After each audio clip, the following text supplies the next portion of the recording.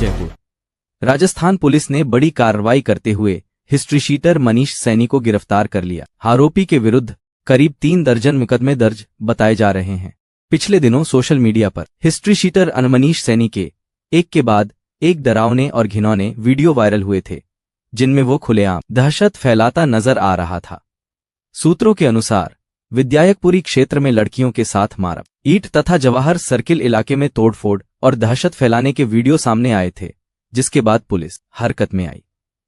यह कार्रवाई पुलिस उपायुक्त दक्षिण राकेश गुसाई के नेतृत्व में की गई। जयपुर पुलिस ने स्पष्ट किया है कि कानून व्यवस्था से खिलवाड़ करने वालों के खिलाफ सख्त कार्रवाई जारी रहेगी।